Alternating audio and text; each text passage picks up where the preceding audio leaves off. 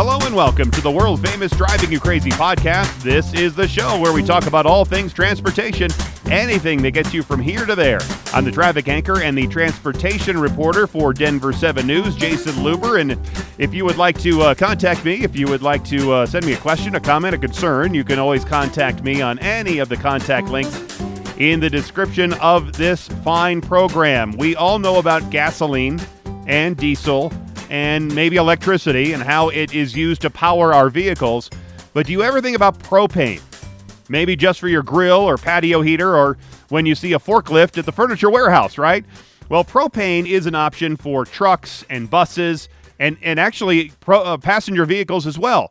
And I wanted to learn more about it. So to speak more about all of the things that propane does is Tucker Perkins, the president and CEO of the Propane Education and Research Council. He's also host of the Path to Zero podcast that you can find on just about any podcast app. Tucker, thanks so much for being here on the world-famous Driving You Crazy podcast. Jason, it's really good to be with you today. I'm looking forward to talking about some of the things you just opened with. Excellent. Well, and Tucker, after graduating from Virginia Tech, even though you don't have a Virginia Tech accent, did you ever think, I'm going to make a living talking and promoting propane gas?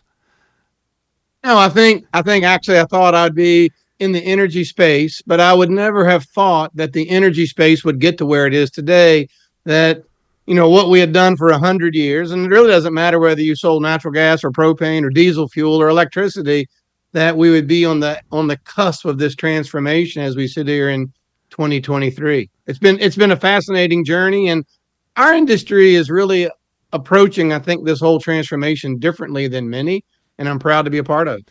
Because the interesting thing about propane is that everybody knows about it when it comes to their grill or the patio heater or something like that, but many don't know it as really a power source for vehicles. Maybe, like I said, when they're at their furniture warehouse or if they work in a warehouse, they can see a forklift driving on propane. What are all some of the things that are powered, some of the vehicles that are powered by propane? I do think that's probably, I don't have a frustrating job at all. I love what I do, but that is the frustrating part, that so many people say, as we're talking to them about what propane can do in the future, they're like, I only think of propane as a fuel for my grill. They don't realize that today 1 million farms are relying on propane to heat grain, keep animals warm. And if you were to ride in any vehicle just about in Turkey or Poland or large parts of Europe, they would already be fueled with propane. People who went to the Olympics in Tokyo rode in the most progressive LPG hybrid taxis. So combination of electric and propane. So in America, we fuel about 65,000 vehicles on the road today. Not that many passenger cars, but if you ride in a taxi cab in Detroit or Las Vegas, highly likely that those vehicles are also powered by propane. But it's a unique fuel because most people are comfortable with it around their homes, and it's also one of the few burnable fuels that you will see used in indoor equipment. Right. If you were a contractor building, for example, Walmart distribution warehouses, it would be the fuel you choose because you're working indoors and you need a fuel that's clean, right? You need something that burns very clean. So it's standard. There's a show coming out very soon. World of Concrete will be in Las Vegas, and it's the standard fuel as people are working indoors to build warehouses, Walmart to clean their floors, to polish their floors. Very, very conventional use of it. And now we finally get to have the conversation about how can we use this fuel that we've known for years to power farms and grills and provide heat or hot water, but now how can it move us forward to have a cleaner climate? But there always is that odd smell to when it is burned in a forklift or whatever. I can still smell it now. I used to work in a warehouse, and I can just smell it right now. Interesting. And yeah, that smell, I would say, if you went to a warehouse today, you would find that a forklift of today is such a more finely tuned machine. That smell's probably not there. But again, people using it every day in food service and indoor warehouses, it really is the fuel of commerce. We'll talk later perhaps about ports, but you know, a great alternative to diesel fuel but now a fuel we find in ships, as ships needed to find a cleaner fuel. So really, the transformation for us is actually amazing. My guest is Tucker Perkins. He's the president and the CEO of the Propane Education and Research Council. He's also the host of his own podcast called Path to Zero, where you can learn more about all of this propane equipment. And you mentioned some of the vehicles that are powered by propane, a few passenger cars, but it's mostly fueling trucks and buses and those sort of things, right? But you're burning the gas. You're not really creating like hydrogen powered vehicles. They are using the hydrogen to create electricity and then propel the vehicle that way. You're actually burning the gas. That's true. And so we do have some of those more technology sexy things like propane fuel cells. We're introducing them now, and you'll see that over time. But you're right. For us right today, and I love to talk about the immediacy of acting today, right? Yeah. These fleets that we work with want to lower their greenhouse gases. They want to cut costs. They want to have a cleaner footprint, and they can do that by migrating from diesel or gasoline to propane. And a lot of fleets, I'm always proud to talk about. You have several fleets in Denver that have been, leading advocates. But anywhere people are using diesel fuel, we offer a cleaner, safer alternative in choosing propane. And is that the major advantage to propane over gasoline or diesel fuel, that it is cleaner burning? That's certainly the major advantage for someone looking to talk about their emissions reduction. The dirty secret, the hidden secret behind that is in most of these fleets, it can save them half of the operating cost. And we've been tracking this for years. So let's talk about school buses, a great example. School buses have been around on propane for probably 15 years. When we started with school buses, it was strictly about emissions reduction. We needed to have a cleaner fuel. In fact, in Boston, the superintendent just saw the filth of emissions from the diesel buses, knew that the students deserved a better choice. And there we went to propane because we can cut NOx emissions by 97%, particulate emissions by 99.9%, greenhouse gases by 15 or 20%. It was a cleaner fuel. But once we'd done that for 2 or 3 or 4 years, we realized something else. School systems were saving 50% on their operating cost per mile. And while I love to talk about saving UPS or FedEx or Frito-Lay money, pretty important when we can save a school district half of their operating cost. In fact, we did a quick study. If we took all of the diesel school buses and moved them to propane, the savings could put 23,000 new teachers into the classroom. Oh. It gives you an idea of the order of magnitude of savings. So these propane-powered buses and other vehicles, is it, and you're saying it's then less expensive to run. So what's the comparison? Most people know what a gallon of gasoline costs. So what is the comparison equal unit in LPG, and how far can you go on that equivalent? Let's say a gallon of gas gets me this far. What does a pound of LPG get me, and how far can I go? And then the cost comparison between the gallon of gas and the propane. Now, most fleet managers, we talk with most fleet managers about cost per mile. And so I was actually just looking at some fleets last week. Those fleets their diesel cost were $1 a mile. Their propane fleet was costing them 50 cents per mile. That's a fairly typical relationship that we see. Most fleets, whether they're choosing gasoline or diesel, when they migrate to propane, they save 50% in their cost per mile. The other thing that I love to talk about, because again, 10 years ago, that's what we talked about. You should convert your fleet from diesel to propane because you'll save money. Now we want to talk about how they better the environment. And they better the environment several ways, right? Reduce greenhouse gases, that's one. They improve the community's health by cutting those NOx emissions, which are bad for plants and lungs.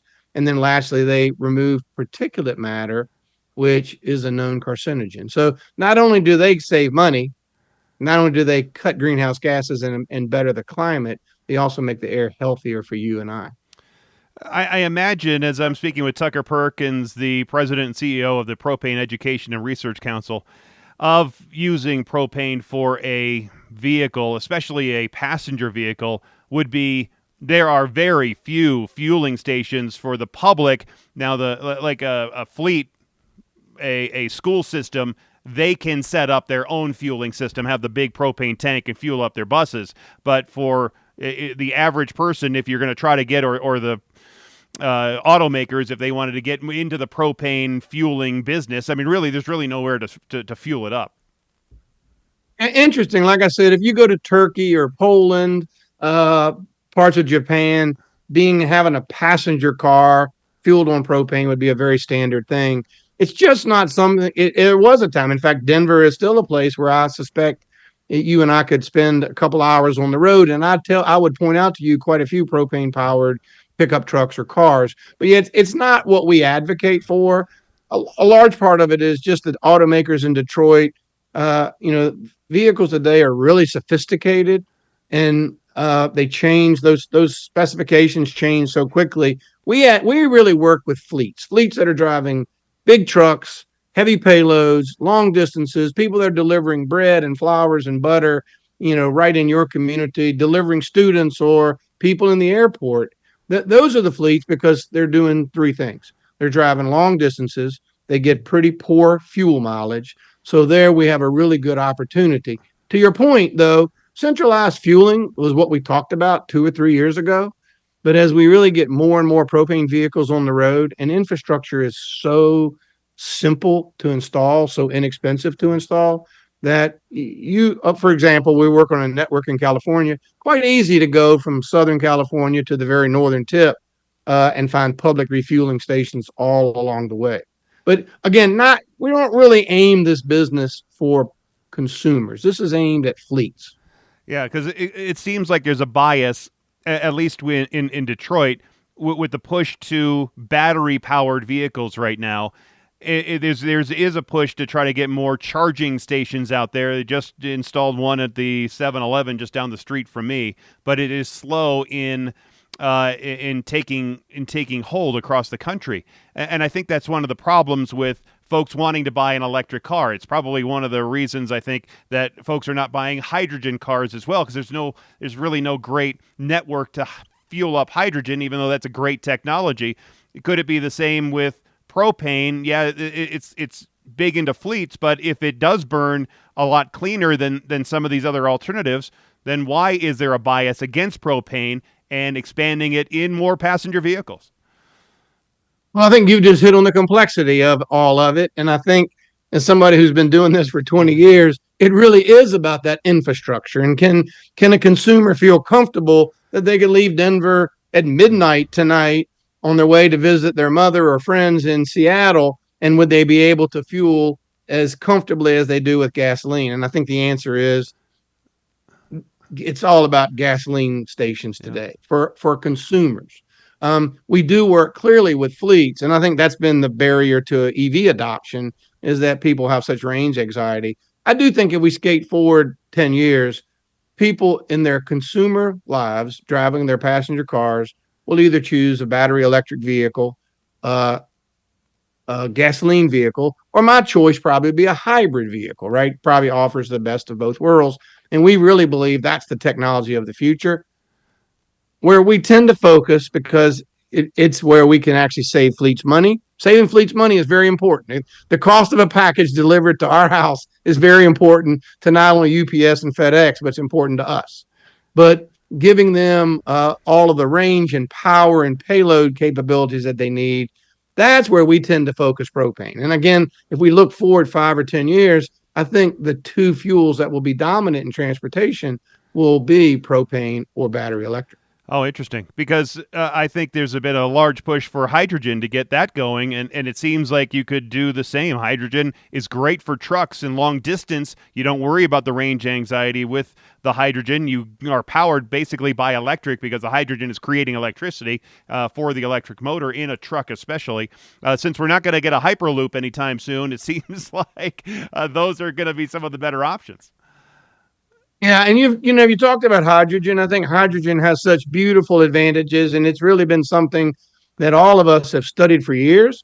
I think hydrogen still is very expensive today, and I think even if you look forward 5 or 10 years, it will still be expensive, and it's really at high pressures. So to your point, the infrastructure will probably be the barrier to developing a true hydrogen network. Now, again, as I look out 20 or 30 years, I think all bets are off. And today's government is really active in pursuing hydrogen. I would tell you we're in the most exciting project I think I'm involved in, where we use propane as a carrier of hydrogen. And so you're beginning to see some deployments like that. I do agree hydrogen has these beautiful benefits, but again, as we were talking about, I would love to see people act today. Let's don't wait 2 decades till we have this hydrogen infrastructure fully deployed. We can cut greenhouse gases today by moving from diesel to propane. My guest is Tucker Perkins, President and CEO of the Propane Education and Research Council. He's also host of his podcast called The Path to Zero. You can find it on any podcast app. You mentioned that the bus fleet. I was just thinking as we were talking a moment ago about the buses, and we have one bus in our school system that runs on natural gas. What's the difference between, is there what the advantage, disadvantage between a natural gas bus and a propane bus? Would it be better for the school district to have had a propane bus instead of the natural gas? Well, actually, if you were just to measure what's coming from the tailpipe, both natural gas and propane deals about the same for the emissions. Emissions are so much cleaner than diesel. Why natural gas hasn't been very prevalent for vehicles is, again, natural gas is stored as a gas, very high pressure, relatively expensive to make all that happen, where propane gives you the same benefits at a much lower cost, a lower initial cost, a lower operating cost. And lastly, people don't realize it, propane doesn't contain any methane. So a lot of advantages of using propane even over natural gas.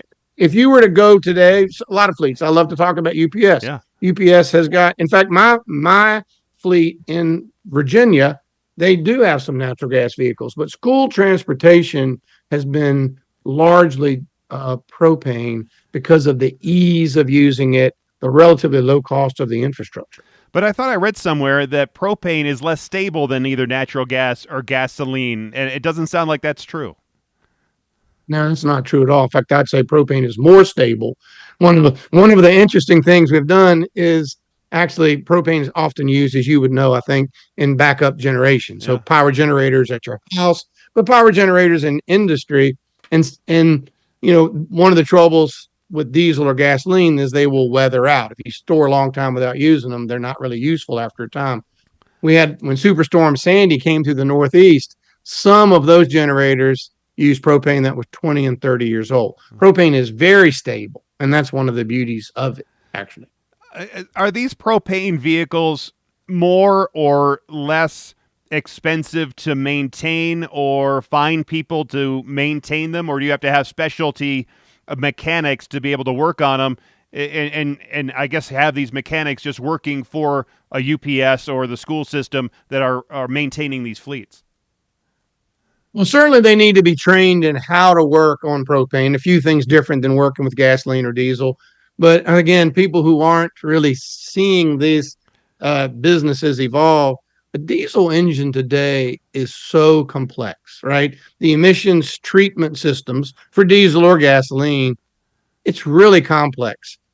Those complex systems don't exist on propane vehicles. We're able to get the same emissions, or in many cases, improved emissions, with a much simpler after treatment. So you do have to be a trained mechanic. One of the things we work diligently on is making sure we have the training out there. But I would argue it's much simpler to work on a propane vehicle than either a gasoline or a diesel. Not because of the base engine being more complex, but the after treatment systems. And if you just let me go as a guy who spends a lot of time with Cummins and other engine manufacturers and looking ahead to 27 or 2030, these new emissions regulations, the emissions regulations for 27 and 2030 are extraordinarily complex. And we're already see that we'll meet 27 emissions regulations with the simplistic systems we're using today. And maybe that's one of the other problems with having passenger vehicles widespread using propane gas, is that it's not like I can go to my local mechanic right down the road or the dealership and work on a propane car. It's just I don't think they're set up for that sort of thing. Well, we are trying to get to that point. I think because, again, technology has evolved. So with computers and data centers, we can pipe right in training centers for mechanics and they can see in real time what they need to do.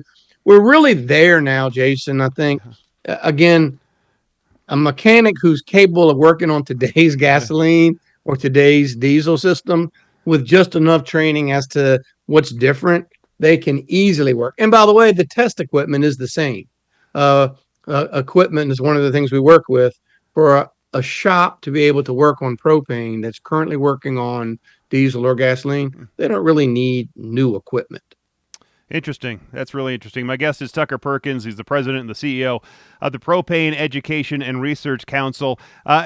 Can you run? We've seen a lot of cold weather across the country. It's obviously the middle of winter right now. I've seen it. My father used to have, when I was growing up, we had a diesel Cadillac, and he'd have to plug in the glow plug, and we've seen the plugs for the diesel to warm them up in the cold weather. Can you run a propane-powered vehicle in all weather? Are they practical here in Colorado where it can get cold and snowy, or in Arizona where it can get to be 110 plus in the summer? Well, the good news is this morning, we're running vehicles in both Arizona and Alaska. I would say propane loves cold weather, and I think, our performance. So there's nothing too cold for propane. We like that cold weather. If we had an Achilles heel, it's at 120 degrees in Phoenix in the dead of July on that black asphalt. But the good news is we run vehicles in Phoenix on the hottest day in the summer, and we're running them in Alaska on the coldest day you're going to deliver in 2023 and 24. And propane is a byproduct of natural gas processing, right? So with the push to reduce all fossil fuels, including natural gas, in years in the future, doesn't that mean it will be the end of propane, right? And all things that rely on it, like my patio heater? Well, this is the conversation I'm looking forward to having now, because to your first point, you're right. America makes more propane than anywhere else in the world by far. We're the Saudi Arabia of propane. And today we're sending that propane to almost every continent in the world. Propane does come from natural gas, but I think if you even think through this energy transformation 20, 30, 40 years, while we talk about using less natural gas and perhaps to heat your home or heat your water, most everyone agrees that natural gas is going to be here for a long time for power generation, for industry, for those heavy industries that are really hard to decarbonize. Natural gas is a much better choice than using coal, oil, diesel fuel. So I do believe that natural gas will be here a while. Therefore, propane will be here a long, long time. And if you and I had a deeper conversation around energy independence, energy security, particularly as we think about it as Americans, we would really want to have propane fueled things because it's so secure. But let me go to the next step. I was in a really nice meeting in California about 6 or 7 years ago, having somewhat the same conversation we've had now into the ports and making the pitch that we could reduce emissions by 30% from some of the equipment the ports were using, save them money along the way. And, the heads of the environmental groups in California said, but what's your path to zero? Hence the name of our podcast. Right. And I reiterated my point. We can do it today. We can cut your greenhouse gas emissions today. And they said, once again, a little bit more sternly, well, what's your path to zero? We took that to heart. So today, we're making renewable propane, very low carbon, nearly zero carbon renewable propane, the way we make renewable diesel, or some places renewable aviation fuel, which we call sustainable aviation fuel. Fast forward now, we actually have expanded that. And again, today we're making renewable propane from plants and oils. Camelina plant, grown in some cases in the grasslands of Colorado, can be easily converted to renewable propane with a carbon intensity that's so low, it's cleaner than the electric grid in 49 of our 50 states. So to your original question, do we think that propane will go the way of the dodo bird sometime in the future? I would probably say yes, but I think that future is so far out, 2050, 2060, 2070. We have a lot of benefit we can do today, but I think that void will be filled by renewable propane, which is coming from waste streams of natural gas emissions, landfills, the grasslands of Colorado. As we think about plants crushed to oils, we are doing so many exciting projects. Some of them right there in Colorado with the Colorado State University, thinking about how the fuels of the future will look. Quite comfortable that zero carbon or negative carbon renewable propane will be around for a long, long time. Because you mentioned what struck me about your discussion there was that you said near zero. Your path to zero was getting to near zero, but near zero is not zero, and that's what a lot of folks in California want: total zero. And it seems like that you're trying to get there, but 2050 is only 25 years away. And so I think their path to zero is more. They want it quicker than what technology and what industry can handle at this point. Without any question, California is pushing the envelope, to your point, to move things faster than industry wants to. Many cases than industry can actually do. But I don't want to gloss over your original statement. People can talk about near zero all they want, or zero, and we talk about an electric vehicle being a zero emissions vehicle. Quite clearly, it's zero emissions at the tailpipe. A vehicle is not zero emissions, and we know that now. Mm-hmm. It's emitting paint emissions and rubber emissions, and brake parts are flying off. There's no such thing as zero emissions, even at rest. But let's say it is. But they forget the other half of that equation: producing power, transporting power, using power to charge batteries, making batteries. And I think for all of us in the scientific field, if you would, it's quite frustrating to use that word zero emissions, because we are all, in fact, breathing the full equation. Yeah. We can ignore half of that equation, but it still sits in the valley of LA. So when I talk to you about near zero, we wish everyone was on the same mathematical scale. But to your point, we were quite clear 5 years ago, we weren't sure that we could get to a true zero. And most people would say zero is really hard to attain. As we've really worked through these pathways of the future, and we see about the carbon benefit of actually doing something like capturing carbon and doing something with it, or capturing methane that's escaping out of a landfill, we realize that negative is quite possible. And I think that's, for all of us, that's the holy grail: to take a waste product escaping into the air, convert it into a usable product called renewable propane. And in some of the pathways we're working on right now, the carbon intensity is quite negative. Are all those processes going to change the price? Because I can go right down now to my local hardware store, pick up a tank of propane for $20. Is the price going to change by changing the way that you're collecting the propane? This is where I may be one of the most practical guys you'll ever speak to in this field, because we are the first to acknowledge price really matters. Yeah. And we can have all of these great, sexy, innovative technologies, but if they're too expensive, then they're not going to be adopted. And so for us, price has been critical as we think through things. Clearly, renewable propane will cost more than conventional propane. It should. It takes more effort. It's a newer technology. But what we've found is these prices have to be within 10% of the conventional product, or consumers just won't adopt it. And I think it's a critical lesson, as we see even in electric vehicles, or you keep talking about hydrogen vehicles. Very expensive. So let's go back to school buses for just a moment. A propane school bus is about at parity with a diesel or gasoline school bus.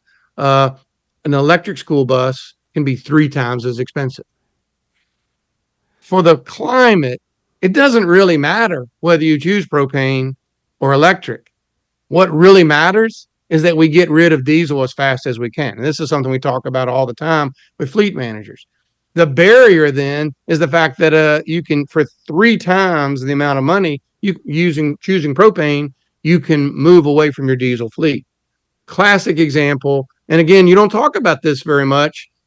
Price really matters. Yeah. Cost is important. Cost isn't only matters to UPS or your school systems or Hypro that's delivering the mail in and around Denver every day.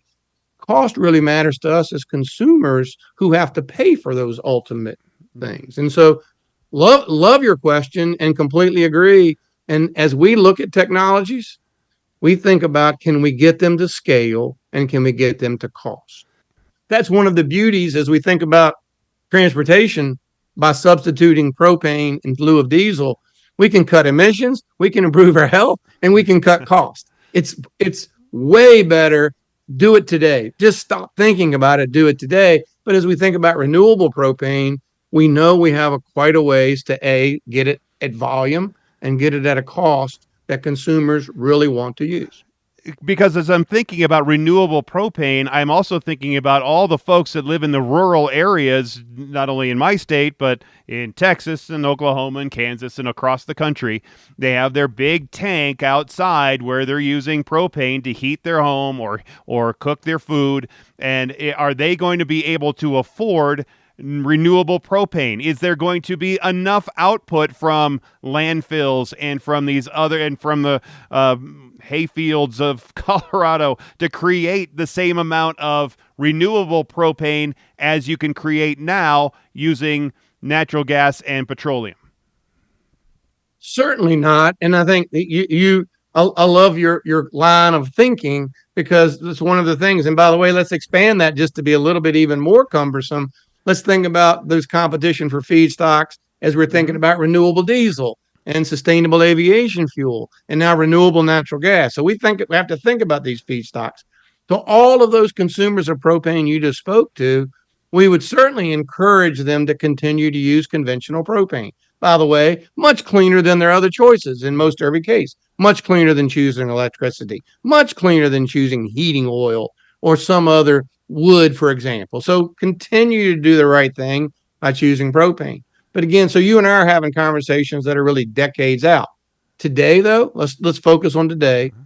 In places like California, Washington, Oregon, perhaps Idaho, we are seeing renewable propane be adopted because legislatively they're demanding it, right? I think as we think about renewable propane right now, we love to talk about these hard to decarbonize areas that you keep going to that hydrogen grab bag. Yeah. But again, hydrogen is going to be quite expensive, right? And it may not be that green unless we're very clear about where that hydrogen came from. We can use renewable propane in lieu of diesel or even lieu of renewable diesel to make a significant benefit at a cost still cheaper than those consumers would have had to choose. Our conversation is pretty much U.S. centric. Maybe Canada, maybe some of the more developed parts of the world. There's a lot of parts of the world that are not going to go green, if you will. There's a lot of parts of Africa that are still going to be driving their Toyota trucks and using gasoline. Are these conversions into the path to zero more just for the developed countries, or is this a worldwide push, and could it go worldwide? No, it will go. Could it go worldwide? It will go worldwide. And you are exactly right. The conversations we're having, as my primary focus is on residents in the United States, right? And again, how do we use propane in the United States to be the most efficient and wise for not only consumers, but for the climate, the planet? But I would love to be in charge of this transformation in some of these other countries. And Africa immediately comes to mind. There you have about 1 billion people that don't have access to electricity at all, right? And so, and they use a lot of heavy oils. We can and are in fact working with them to have them stop cooking with coal, charcoal, wood, dung. People don't realize it, but about 4 million people die every year from indoor air pollution, and it comes from cooking their food on coal, oil, wood, dung. We're working actively with the United Nations, with countries in and around Africa to see that they begin cooking with a cleaner fuel, conventional propane. In fact, just a couple of weeks ago, I had an African leader say, I don't need you talking about renewable propane. We aspire to use conventional propane. That's our holy grail for now, because it would be so much cleaner. Clearly, there is an application to use propane to produce power, to run vehicles, and to replace diesel fuel. And we are beginning to see it in all parts of the world. It is something that I'm actually quite active in, only because I am active in technology development around the world. So because of that, we're active with the United Nations. The United Nations talks about their sustainable development goals. We are active participants with them in as many as 7 of those, but mainly around clean cooking and clean power generation would be 2 large ones. So to get the propane to Africa, can you ship it? Can you manufacture it and put it on a boat and then send it over there, or do you have to have the manufacturing equipment and infrastructure to then refine it and then distribute it in parts of Africa that want it? Yeah, you and I probably should have had this conversation early on, because you were talking about the comparison propane to natural gas. You know, natural gas, you read a lot in the papers about liquefied natural gas, right? And how we get it in ships. One of the beauties of propane is easy to liquefy, easy to transport. And so let me say, as you and I are talking today, ships are loading in Houston and out of Canada, and they are headed to Japan. They are headed to Africa. They are headed to Asia, and they are headed to Europe. So propane, in fact, people never realize this, propane is the most widely shipped commodity through the Panama Canal right now. Propane is very often easily shipped. And then, so now, by the way, Africa has the ability, if we want to have a little bit more worldwide conversation, propane is found in other places. Africa is a place that has some propane. In my career, I bought quite a bit of propane from Africa back to the U.S. So they're not wholly dependent on American propane. But today, I can assure you, ships are leaving Houston and other ports around this country headed for Africa, Asia, and South America for sure, and Europe. It's too bad you can't power those ships that are hauling the propane with propane. Well, let me just stop you.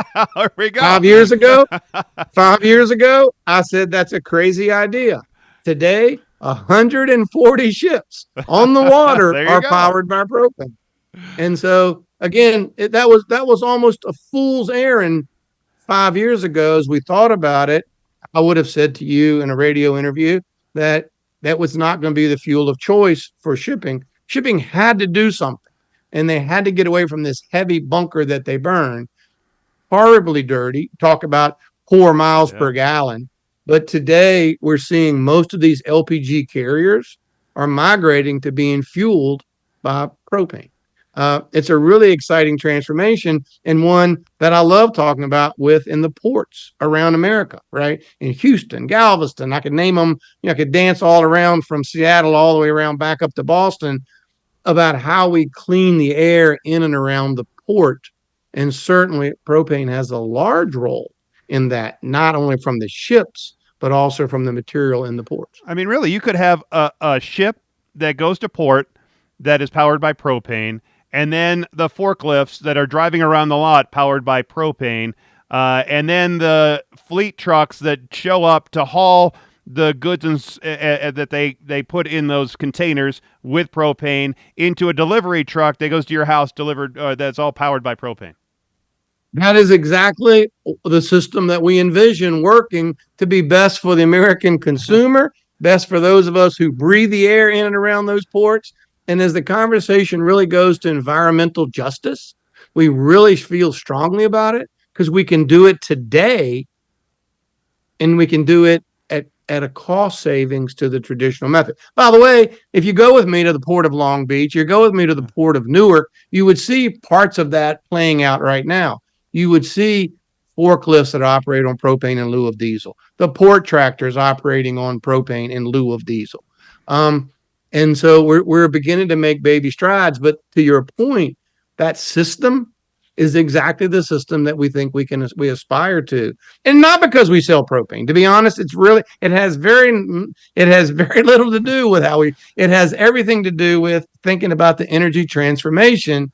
How do we get to a cleaner climate as fast and as cost affordable as we can? That's how we're going to do it. Tucker, if I'm going with you to the port in Long Beach there, I'm actually going to have you drop me off at the cruise ship. I love the cruise boat, so I'd rather get on the cruise boat, even though I think being on one of the cargo ships would be really cool, going from one side of the world to the other. I would love to take you there, because one of the other things you would see is this really exciting barge that people don't think about, the kind of the dirty underbelly of all this. But as ships come in, they can't run on shore power because there's not enough adequate shore power for these ships. So we're using propane powered generators, but also now we're using a propane powered barge to clean the scrubbers of these older diesel ships.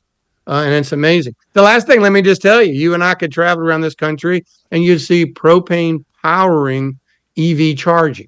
So fleets that are currently have made a migration to battery electric vehicles, but they don't have adequate infrastructure. And the electric company says, I won't be there this year. I might not be there next year. It could be 2 or 3 years. And so we're working with quite a few people. Austin, Texas comes right to mind, that the backbone for the EV charging network is actually powered by propane power generators. Interesting. My guest is Tucker Perkins, President and CEO of the Propane Education and Research Council, also host of the Path to Zero podcast. Your podcast, obviously, as we talked a little bit earlier, it means that you're working for the Path to Zero. Describe more about the show and what we would hear and where we can tune in. Yeah, we've been at it now for really over 3 years. And it's not about the benefits of propane. It almost has, in fact, some of our speakers, have a completely different view of using propane. It's really about the energy transformation. And so we'll talk with some of the best climate meteorologists about, really what does climate science say? I've had 2 or 3 guests, fascinating as we think about carbon storage and what's going on with the carbons in the ocean and how do clouds impact this science. And then a lot of it's around technology, right? I'm thinking as you're talking about people that we've talked about ships, what should power ships, and what does technology mean? Just thinking about a recent guest about hybrid vehicles, and this guest, one of the most storied mechanical engineers I think in the world, talking about his vision should be hybrid propane vehicles, right? And so you can listen to Path to Zero wherever you get your podcast. We've just put something like episode 105 into the can there. But it's fascinating as we talk with experts in their field. 2 or 3 times we've talked about environmental justice with people that have just opened up our eyes and frankly help us as we really are thinking about what do we need to be doing to innovate, not for 2023. I feel very good about where we are for 2023.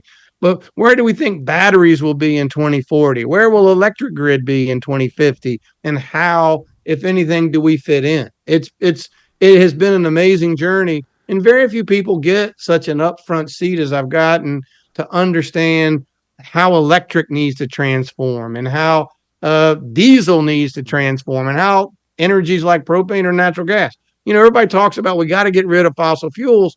I would argue low carbon fossil fuels like propane and natural gas, strong seat at the table in 2023. In fact, particularly as Americans, we should be promoting more and more propane and natural gas options because they're cleaner than electricity in almost every state.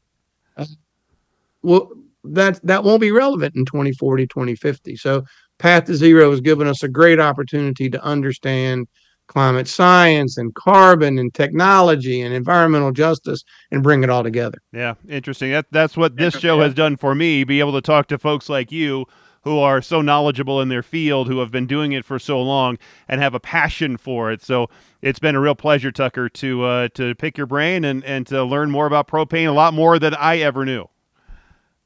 Well, let me just compliment you on your questions and kind of your logic, because I think if everyone had the questioning views that you have, we would be getting to a cleaner climate and faster at it. And so I've loved this time, and thank you very much.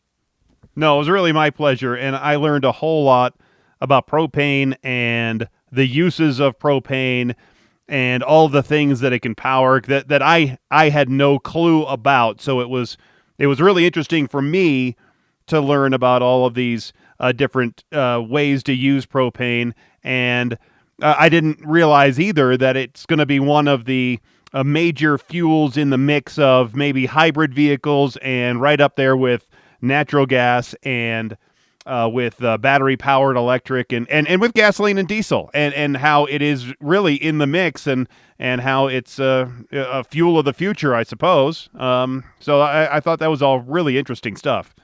By the way, Tucker kept saying 2023 several times. I didn't want to interrupt him and correct him that it was actually 2024. It's kind of like writing your check. You're still going to write your check 2023.